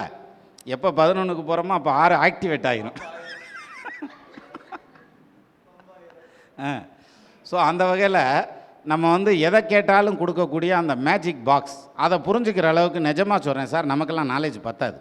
அந்த ஜோசியத்தை படித்து வகுத்து கொடுத்தாங்க பாருங்கள், எப்படி தான் எழுதி வச்சான்னு தெரியல சார். என்ன பிரம்மாண்டமான விஷயம். அதை கொஞ்சம் ஆழ்ந்து பார்த்தோம்னா அப்படியே அது என்ன தலை கிருகிருன்னு சுற்றிடும். இப்போ ஒன்றும் இல்லை, நான் ரத்னவேலுக்கு ஜோசியம் சொல்லி கொடுத்துக்கிட்டு இருக்கேல தான், எப்படிம்மா இதுக்கு சொல்கிறது அதுக்கு சொல்கிறதுன்னு கேட்டுக்கிட்டு இருப்பாப்புல. அப்போ தான் சொல்லுவேன், அம்மாவுக்கு 4ஆம் இடத்த எடு, அவங்க அம்மாவுக்கு அதுக்கு 4ஆம் இடத்த எடு, அவங்க அண்ணனுக்கு அதுக்கு 11 எடு, தம்பிக்கு அதுக்கு 3 எடு, அவங்க பையனுக்கு அதிலேருந்து 5 எடு, அதுக்கப்புறம் அதில் அண்ணனுக்கு அதுக்கு 11 எடு அப்படின்னாக்க ஒரு ஸ்டேஜ் வரைக்கும் இந்த கட்டம் நேராகத்தான் இருந்தது. அப்புறம் இதை சொல்ல சொல்ல கரகரன்னு சங்கு சக்கர மாதிரி சுற்றுதுரா ராசாண்டா, என்ன செய்யறது?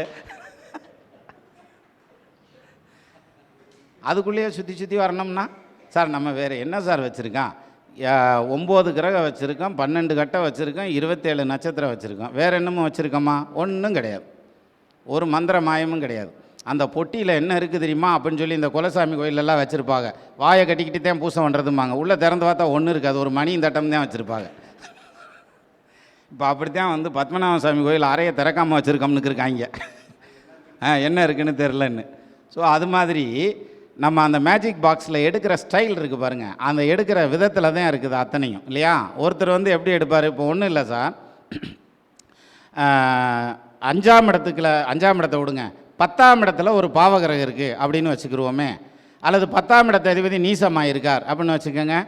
அப்போ இவங்க குடியிருக்கிற வீட்டுக்கு ஏற்ற வீட்டுக்காரன் பாருங்கள், ஒன்று குடும்பத்தில் கஷ்டப்பட்டுக்கிட்டு இருப்பான், இல்லாட்டி குடும்பமே இல்லாமல் கஷ்டப்பட்டுக்கிட்டு இருப்பான்.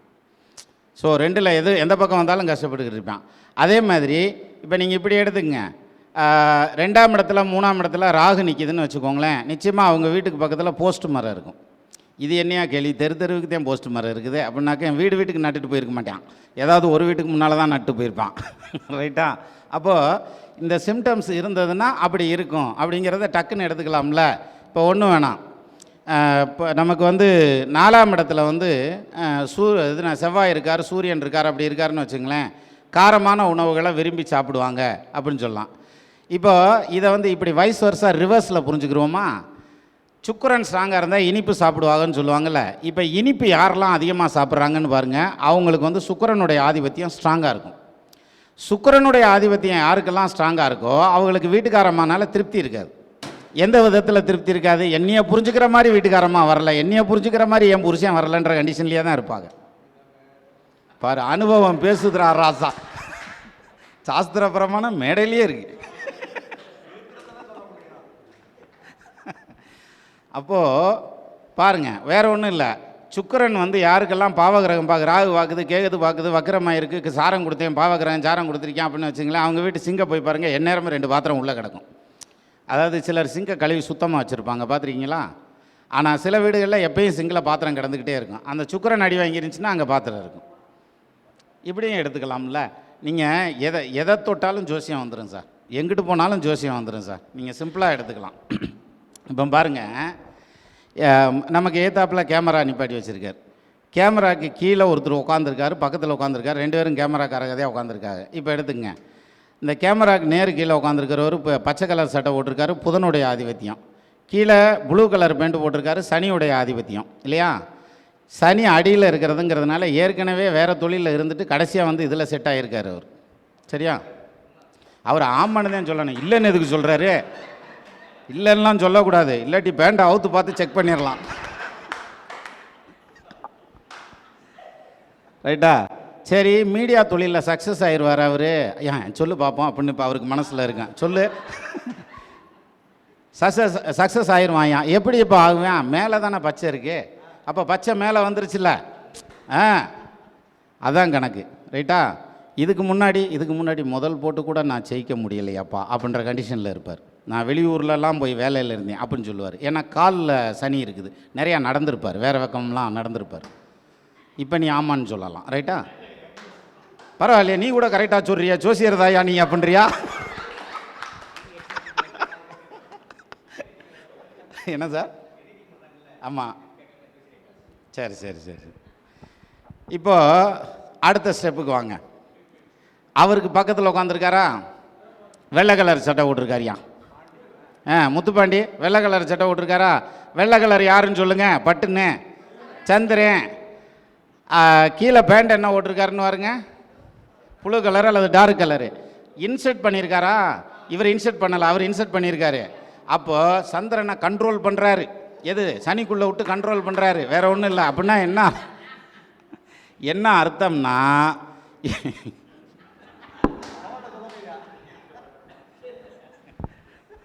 நீங்கள் இப்படியே ஜோசியம் சொல்லிட்டு இருங்க, விடிய விடிய சொல்லுங்கள், உட்காந்து கேட்டுக்கிட்டே தான் இருப்பாங்க. ஆமாம், அவருக்கு சந்திரனுடைய ஆதிபத்தியம் தானே. அப்போ சந்திரனை எடுத்துக்கங்க, அது சந்திரனை கண்ட்ரோல் பண்ணுது. அப்போ இவர் தேய்வரை சந்திரனில் பிறந்திருக்கிறதுக்கு நிறைய சான்ஸ். தேய்வரை சந்திரன் தான். பார்த்தியா, என்னையா ஜோசியர் பேண்ட்டுக்குள்ளே சட்டையை விட்டதை வச்சலாம் சொல்கிறாங்க. இருங்க. அப்போ சந்திரனை கண்ட்ரோல் பண்ணுறாரு இல்லையா? மனோகாரகன் சந்திரனுங்கிறது வந்து இவருக்கு கொஞ்சம் வீக் ஆகும். அதனால தான் இவர் மைக்கில் பேச முடியல. இது வரைக்கும் 1000 மைக்கை ஷூட் பண்ணியிருக்கான் அந்த ஆள். ஆமாம் தானேப்பா? ஆனால் மைக்கில் பேச மாட்டுறாரு. நான் இப்போ கூட சொன்னேன் மைக்கில் பேசலாம்ப்பான்னு. இப்போ நான் பேசுகிறப்ப கூட ஐடியாலெல்லாம் வரலப்பா, நான் ப்ரிப்பேர் பண்ணிட்டு வரல உனக்கு பேசுகிறதுக்கு. ரைட். அப்போது நீங்கள் எதை பார்த்து வேணாலும் ஜோசியம் சொல்லலாம். சரியா? இப்போ யோசிச்சு பாருங்கள். அதுலேயும் பெண்கள் ஜோசியம் படிக்கிறதுன்னு இருக்குது பாருங்கள், அது இதை விட சிக்கலான விஷயம்.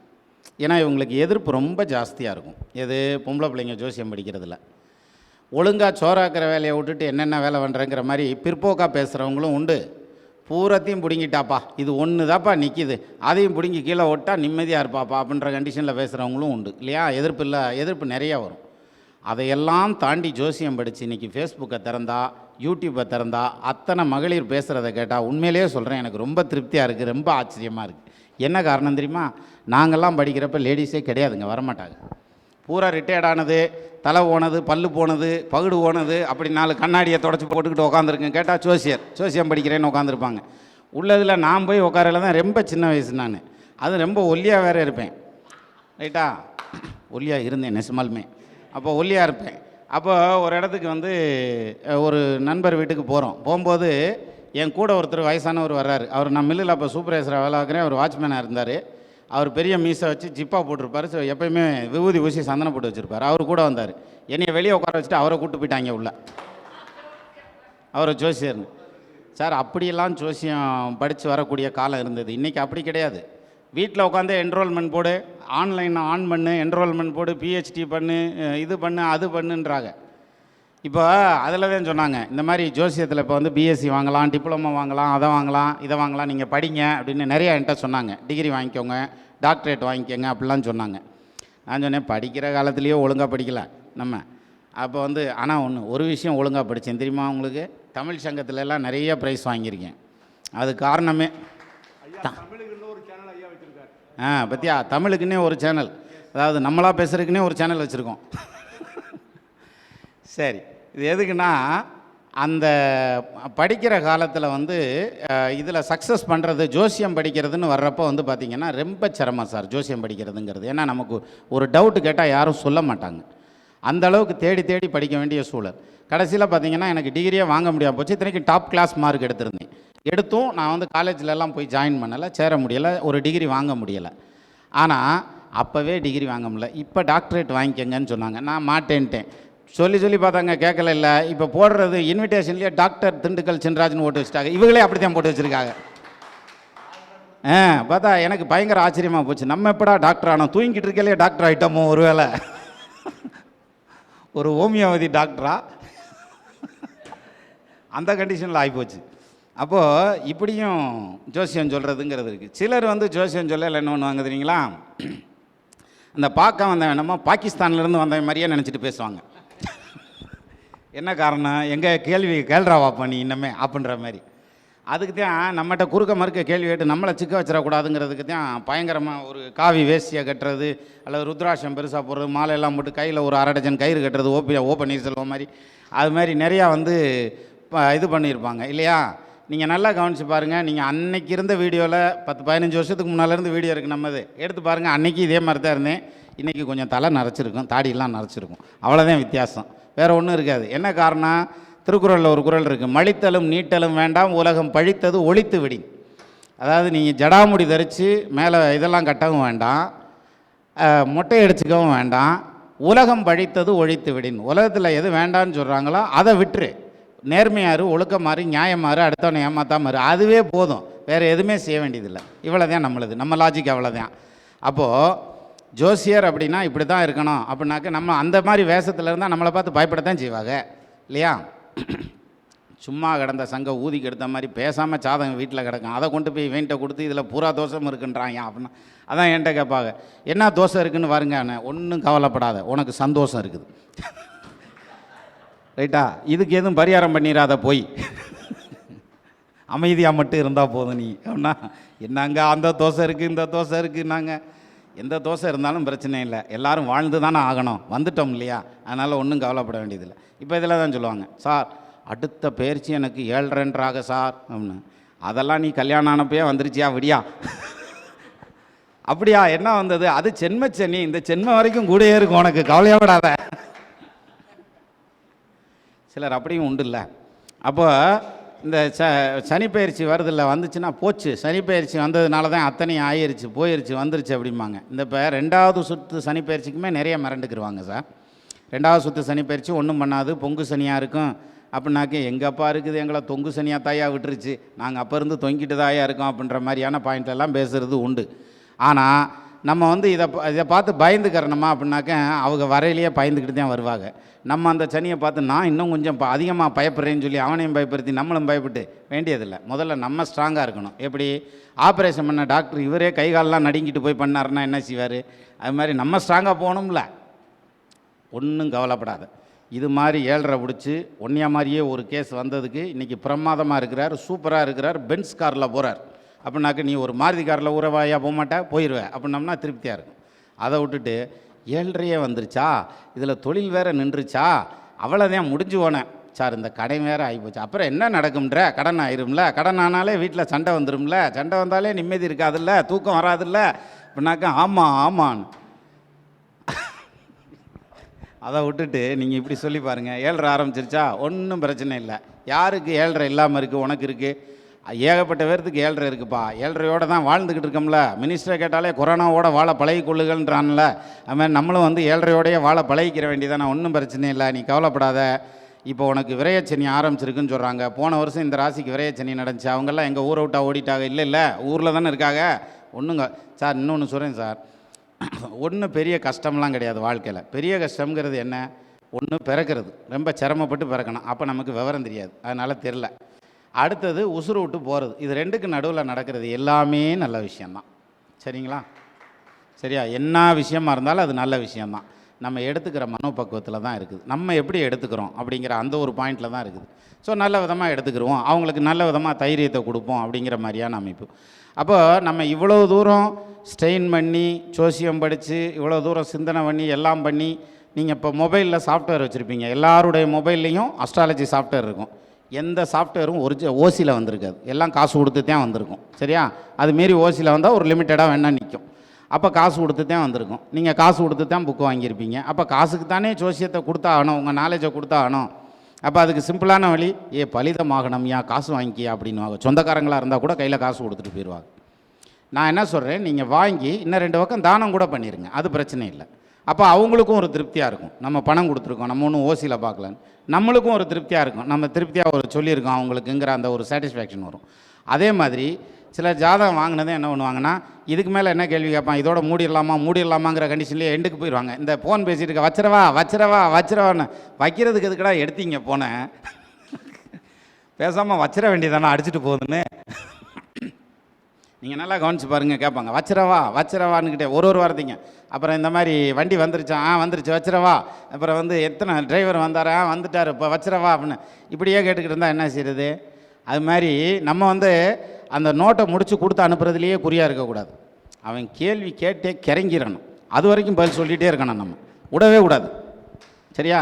சப்போஸ் நீ மறந்துட்டேன்னா கூட, இதெல்லாம் மறந்துட்டேயா, இன்னும் 2 கேள்வி கேள்வியா சொல்கிறேயா நான், நீ வாட்டுக்கு போயிடாத, கம்பெனிக்கு ஆள் வேணும் அப்படின்ற மாதிரி பிடிச்சிக்கிறேன் கெட்டியா. நீங்கள் அப்படி சொல்லி பாருங்கள். என்னையா ஜோசியர், நம்மளே எந்திரிச்சு வந்தாலும் அவராக கேள்வி கேட்டு பதில் சொல்லுவார் தெரியுமா உனக்கு அப்படின்னு பேசுவாங்க. அப்போ ஒருத்தருக்கு இப்படி பேசி நல்ல எல்லா டைம்லையும் ஒரே மூடில் இருக்க மாட்டோம்ல. ஜாதகம் பார்க்குறப்ப ஒரு டைமில் செம்ம மூடில் இருப்பான், அதனால் அது அடித்து நிமித்திருப்பான், பிரமாதமாக பேசியிருப்பான். அந்த ஆள் போய் இன்னொரு ஆளை கிளப்பிட்டு வருவான். அவனுக்கு ஜோசியத்திலே நம்பிக்கை இருக்காது. அவனை கூப்பிட்டு வருவான், வந்து உட்கார வச்சுட்டு நம்ம முன்னாடியே சொல்லுவாங்க, இங்கே அண்ணனை சாமியை பற்றி என்னன்னு நினச்ச, ஐயாவை பற்றி என்னன்னு நினச்ச, அண்ணனை பற்றி என்னென்ன, நீ ஒன்றும் சொல்ல வேண்டாம். இப்போ பார், அவர் திணறதை நீயே பார்ப்பன்ற கணக்கா, நீ ஒன்றும் சொல்ல வேண்டாம், அவரே சொல்லுவார், அத்தனையும் சொல்லுவார், நீ வாயே திறக்காதரா அப்படின்றான். கடைசியில் 2 பேரும் சேர்ந்து பார்த்தீங்கன்னாக்க இந்த செக் போஸ்ட்டில் ஊனி இருக்க தூணு மாதிரியே நிற்பாங்க. நம்ம என்ன பண்ணாலும் அசையாது. எப்படா அசைக்கிறது இதை அப்படின்னாக்கா ரொம்ப கஷ்டப்பட்டு அசைக்கிறோம். ஏன்னா நமக்கு அன்றைக்கி மூடும் இருக்காது. ஆனால் பேசணுன்ற கண்டிஷனுக்கு வந்துடும். இதெல்லாம் தான் சார் பழகணும், இதுதான் நான் ஜோசியம். அதை விட்டுட்டு நான் குரு 9ஆம் இடத்துக்கு போயிட்டார், சனி 10ஆம் இடத்துக்கு போயிட்டார், என்னையா கோச்சிட்டா போயிட்டார், வருவார்ல அப்புறம் என்ன. ஸோ அந்த வகையில் நம்ம பார்க்குற பார்வைன்னு ஒன்று இருக்குது. ஒன்று இன்னொருத்தர் என்ன பண்ணுவாங்கன்னா, வெறும் கோச்சாரத்தை மட்டுமே வச்சு பலன்னு சொல்லிடுவாங்க. நீ என்ன ராசி, இந்த ராசி, அப்போ உனக்கு சனி இங்கே இருக்கார், குரு இங்கே இருக்கார், அது சரி இருக்கும், இது சரி இருக்காது சார், அதுவும் கரெக்டாக சொல்லுவாங்க. சிலர் ஜாதகத்தை வச்சு தசாபுத்தியை வச்சு தான் பலன் சொல்லுவாங்க, அதுவும் கரெக்டாக சொல்லுவாங்க. அஷ்டவர்க்கத்தை எடுத்து வச்சுக்கிடுவாங்க. அந்த 337 பரல் இருக்கு இல்லையா, அந்த பரலில் 10ஆம் இட பரலை விட 11ஆம் இட பரல் அதிகமாக இருக்க வேண்டும், அப்படி தானே கணக்கு. 12ஆம் இட பரல் குறைவாக இருக்க வேண்டும் அப்படின்னாக்க, இப்போ கூடி குறைச்சி போச்சு, என்னதான் செய்கிறது அதுக்கு. அப்போ இருக்கிறத அட்ஜஸ்ட் பண்ணி போகணும் இல்லையா. அப்போ இந்த பரலை பார்க்காம அவங்களுக்கு பலன் சொல்ல வராது. சிலருக்கு நவாம்சத்தை பார்க்காம பலன் சொல்லவே வராது. பார்த்துருக்கீங்களா? அதாவது இந்த சிலர் வண்டி ஓட்டுறப்ப பின்னால் வீட்டுக்காரம்மா உட்கார வச்சு ஓட்டிகிட்டு போவாங்க. இந்த அம்மா சொல்லிகிட்டே வரும், அங்கே ஒரு லாரி வருது, இங்கேருந்து ஒரு பைக் வருது, அங்கே ஒரு நாய் படுத்துருக்கு ஓடியாந்துற போது.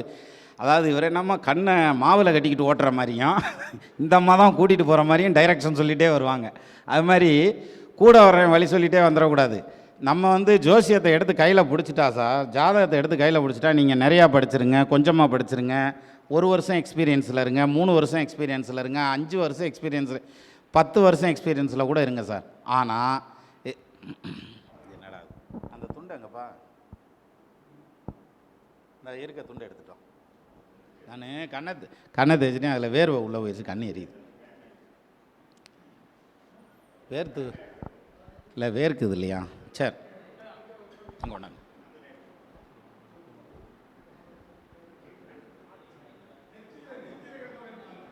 ஐயா உங்கள் பேர் என்ன சொன்னீங்க?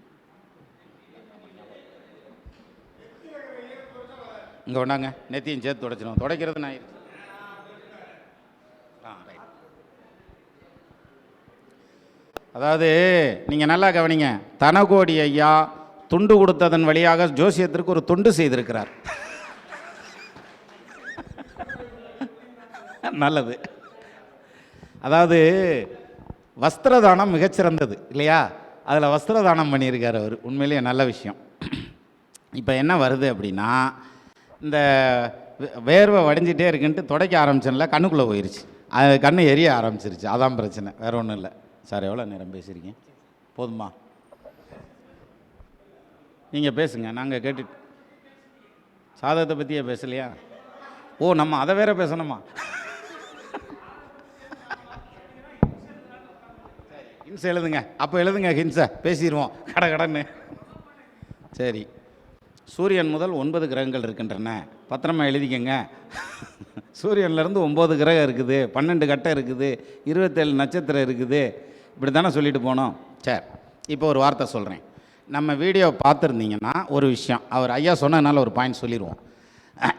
ராகு கேதுவை பற்றி ஒரு சீக்ரெட் எடுப்போம். எப்படின்னா, ராகு அல்லது கேது தசை நடத்துச்சுன்னா கேதை போல் கெடுப்பானில்லை, ராகு போல் கொடுப்பானில்லை, சிம்பிள் தியரி.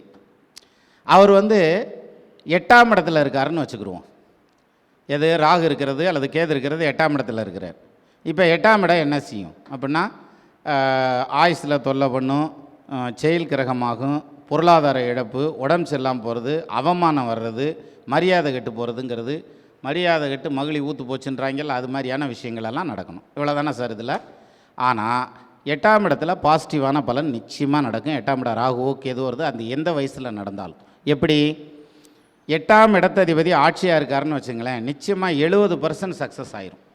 எது, அந்த தசை, ராகு தசையோ அல்லது கேது தசையோ 70% சக்ஸஸ் ஆயிரும் 8ஆம் இடத்துல இருந்ததுன்னா, ஆட்சியாவோ உச்சமாவோ இருந்தால். சரி, அவருக்கு நட்சத்திர சாரம் கொடுத்த கிரகம் எங்கே இருக்குதுன்னு பாருங்கள். அப்போ நட்சத்திர சாரம் கொடுத்த கிரகமும் வீடு கொடுத்த கிரகமும் கேந்திரத்தில் திரிகோணத்தில் மியூச்சுவல் ஆஸ்பெக்ட்ஸ்னு சொல்கிற சமசப்தம பார்வையில் இருந்தால் அந்த ராகு திசை எந்த இடத்துல இருந்தாலும் ஜெயிக்கும். சரி, இது இல்லைன்னா 6, 8, 12 இருந்ததுன்னா அது 3, 6, 11 சொல்லக்கூடிய யோகமான இடத்துல இருந்தாலும் தோக்கும். சரியா? இது வரைக்கும் நம்ம வந்து யூடியூப்பில் நான் நிறைய வீடியோ எடுத்துக்காட்டெல்லாம் போட்டேன். இப்போது விதிவிலக்குக்கு ஒரு விதிவிலக்கு. எப்படின்னா, ராகுவுக்கு வீடு கொடுத்த கிரகமும் கேதுவுக்கு வீடு கொடுத்த கிரகமும் கேந்திர திரிகோணத்தில் உட்காந்துருக்கணும், சமசப்தம பார்வையில் உட்காந்துருக்கணும், ஒன்று சேர்ந்து உட்காந்துருக்கணும். இதுதான் கண்டிஷன். அப்போ சக்ஸஸ்.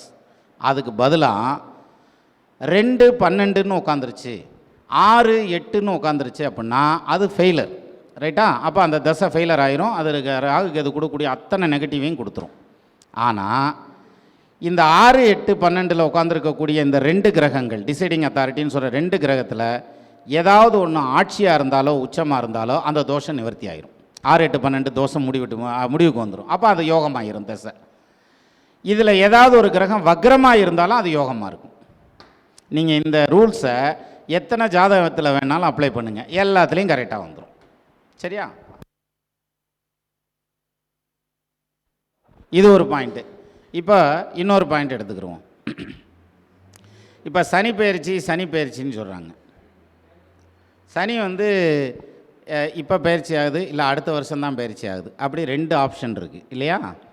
அப்போ இதில் எதை நம்ம எடுத்துக்கிறது அப்படின்னாக்க, நம்ம எதை எடுத்துக்குவோம்னு சொல்லட்டா? திருக்கணிதத்தை எடுத்துக்கிடுவோம். ஏன் தெரியுமா? நம்ம கணக்கு போட வேண்டியதில்லை. வாக்கியத்தை எடுத்தால் கணிக்கணும்ல. வாக்கியம் கரெக்டுன்னா நம்ம பஞ்சாங்கத்தை எடுத்து வச்சுலாம் கணிக்கணும். திருக்கணிதம்னா பொத்த நமக்குனாலே வந்துடுதில்ல. அதனால் நமக்கு திருக்கணிதம் தான் ஈஸியான மெத்தடு. அதனால் திருக்கணிதம் ஓகே அப்படின்னு சொல்லிடுறோம்னு வச்சுக்கோங்க.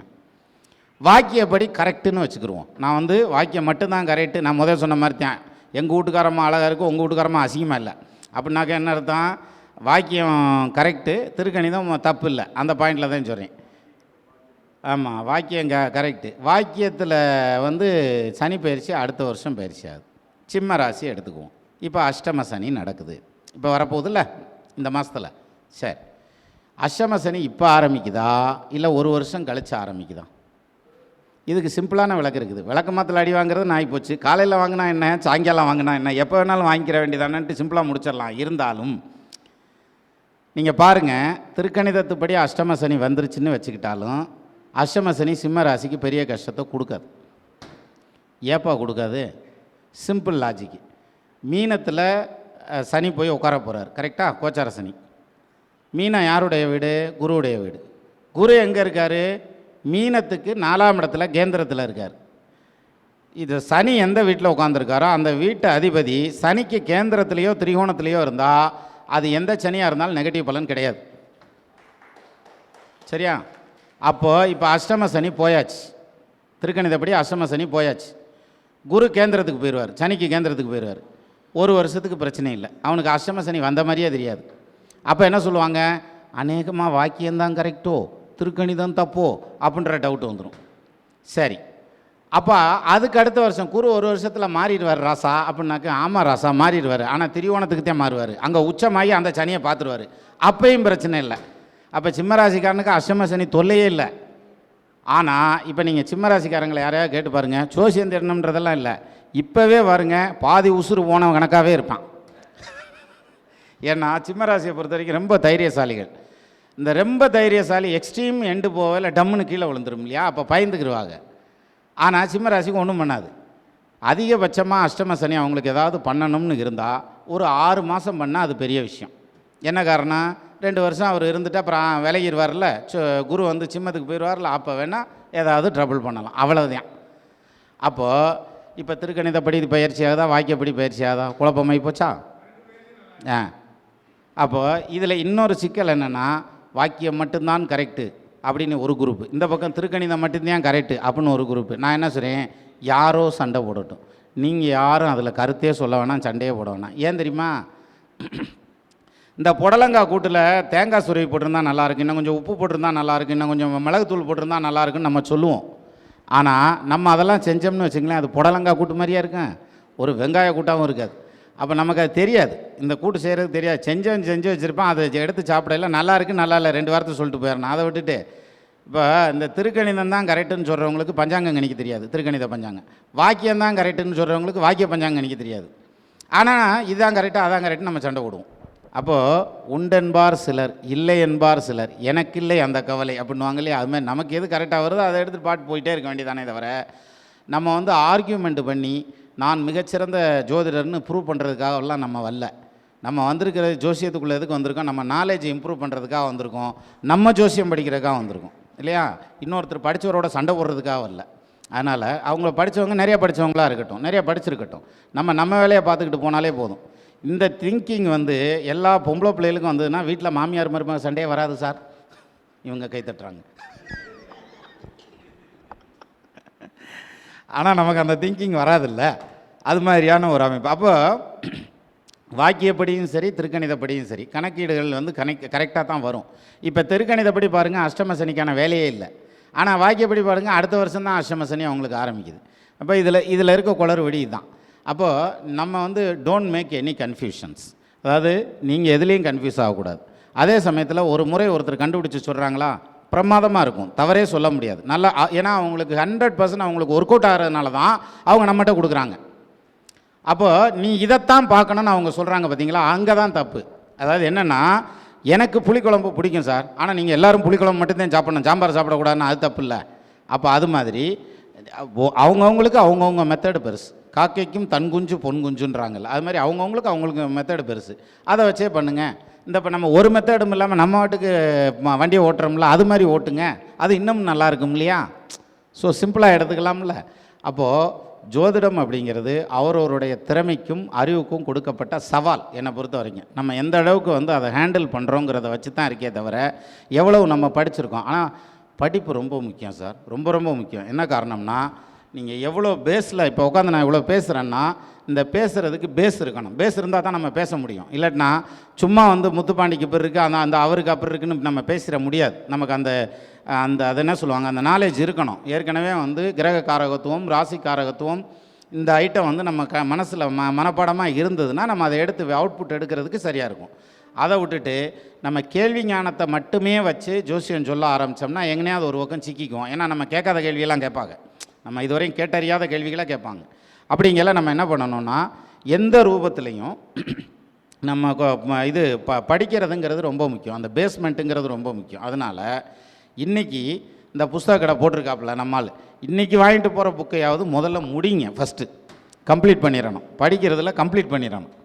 அப்போது நீங்கள் புஸ்தகத்தை கம்ப்ளீட் பண்ணினீங்கன்னா அடுத்த புஸ்தகம் வாங்குறதுக்கு அர்த்தம் இருக்கும். நம்ம அந்த டைட்டிலை பார்த்ததும் ஒரு ஆர்வத்தில் வாங்கிடுறோம் இல்லையா? வாங்கினதுக்கப்புறம் வக்கீல் ஆஃபீஸ் மாதிரி அடுக்கி வச்சிடுறது, சங்கின்னு அடுக்கி வச்சிடுறது. அஷ்டவர்க்கத்தை பற்றி அப்படின்னா ஆமாம் என்கிட்ட அந்த புஸ்தகம் இருக்குது. புஸ்தகம் இருக்கியா? அந்த நாலேஜ் நம்மகிட்ட இருக்கா? இல்லை. அப்போ அந்த நாலேஜ் வரணும்னா நம்ம என்ன பண்ணியிருக்கணும்? அதை படிச்சிருக்கணும், அனுபவப்பட்டிருக்கணும், ப்ராக்டிஸ் பண்ணி பார்த்துருக்கணும், எல்லாம் தானே பண்ணியிருக்கணும். அப்போது கையில் இருக்க புஸ்தகத்தை கடைசியாக வாங்கின புஸ்தகம் எதுன்னு பாருங்கள். இன்றைக்கி வாங்கின புஸ்தகமாக இருக்கும். கடைசியாக வாங்கின புத்தகத்தை அட்டை டு அட்டை முடிங்க முதல்ல, அது எத்தனை வேண்டிய புஸ்தகமாக இருந்தாலும். அப்போ ஜோசியம் தன்னால் கைவல்யம் ஆகும் அப்படின்னு எடுத்துக்கிடலாம். அப்போது எப்படி ஜோசியர் ஆகிறது, எப்படி ஜோசியம் சொல்கிறதுங்கிறதெல்லாம் நான் சொல்லிக் கொடுக்க வேண்டியதில்லை. தங்களுக்கு தெரியாத சட்டம் ஒன்றும் இல்லை. அதனால் நீங்களே வந்து அதில் பிக்கப் ஆகி வந்துடலாம். இதில் ரொம்ப முக்கியமான விஷயம் என்னென்னா, நான் படிச்சுட்டேங்கிற நிறைவு உங்களுக்கு வந்துருச்சுன்னா நீங்கள் ஜோசியம் படிக்க லாய்க்கில்லை அல்லது படிக்கலைன்னு அர்த்தம். நான் படிச்சுட்டேன், எனக்கு ஜோசியம் தெரியும் அப்படின்ற ஒரு நிறைவு வந்துருச்சுன்னா நீங்கள் படிக்கலைன்னு அர்த்தம். அப்படின்னா என்ன அர்த்தம்? அதாவது படிக நிறமும் பவழச் செவ்வாயும் கடிகமள் பூந்தாமரை போன்ற கையும் துடியிடையும் அல்லும் பகலும் அனவரதமும் துதித்தால் கல்லும் சொல்லாதோ கவி அப்படின்றான். கல்லே கவி சொல்லுமா, கம்பர் சொல்லியிருக்கிறாரு. அப்புறம் ஏன் நம்மெல்லாம் கவி சொல்ல மாட்டோம்? அதனால் படிக்க படிக்க சித்திரமும் கைப்பழக்கம் செந்தமிழும் நாப்பழக்கம் வைத்ததொரு கல்வி மனப்பழக்கம் நாளும் நடையும் நடைப்பழக்கம் கொடையும் நட்பும் தயையும் பிறவி குணம் அப்படின்றான். ஸோ அந்த வகையில் நம்ம அந்த அனுபவத்தில் நம்ம பார்க்க நிறைய ஜாதகங்களை ஹேண்டில் பண்ண அதில் எமினென்ட் ஆகிடுவோம். அந்த வகையில் தான் நானும் ட்ரை பண்ணி எமினென்ட்டாக முயற்சி பண்ணிக்கிட்டு இருக்கேன். நீங்களும் முயற்சி பண்ணுங்கள், நீங்களும் பெரிய ஆள் ஆகலாம். நம்ம எல்லோரும் சேர்ந்து பெரிய ஆள் ஆகிடுவோம். சரியா? குறைகுடம் கூட இது வெறுங்குடம் கூட தழும்பாது.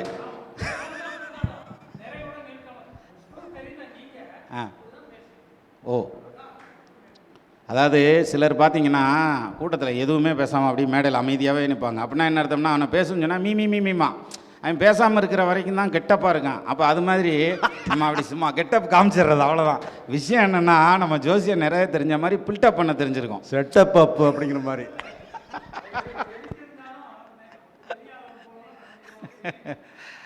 சரி, எனிவே மொத்தத்தில் நிறைஞ்ச கதிர் வளைஞ்சு தான் நிற்கும். அதனால் நீங்கள் என்ன நீங்கள் எப்போ ஒருத்தரை குறை சொல்கிறீங்களோ அப்போ உங்களுக்கு இன்னும் படிக்க வேண்டியது இருக்குதுன்னு அர்த்தம். நீங்கள் நிறைய படிக்க அடுத்தவங்களுக்கு வேல்யூ கொடுத்துக்கிட்டே வருவீங்க. எல்லா ஜோதிடர்களும் நம்மளை விட சமமானவங்க, நம்மளை விட உயர்வானவர்கள்ங்கிற மனோநிலையில் நீங்கள் ஹேண்டில் பண்ணுங்கள். நம்ம வாழ்க்கையில் நம்ம ஜெயிச்சிடலாம்.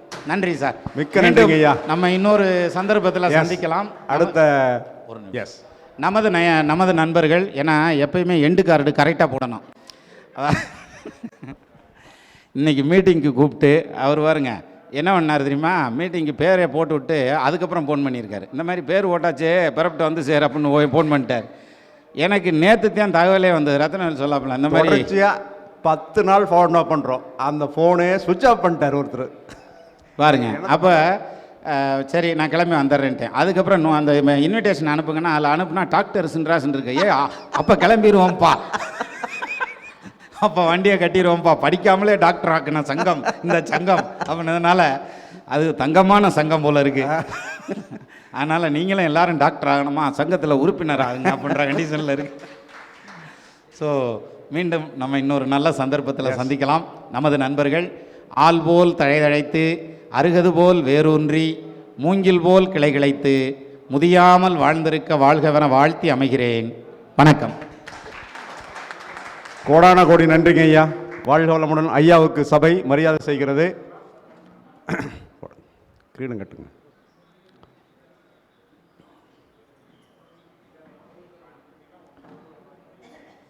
ஆஹா, எத்தனை மணி ஆனாலும் சென்றாசையா பேச்சை கேட்டு தான் போகிறதுன்னு உட்காந்துருக்கீங்க பாருங்க. இதுதாங்க சங்கம். வாழ்க வளமுடன். அப்படியே போட்டோ எடுங்க போங்க ஐயா.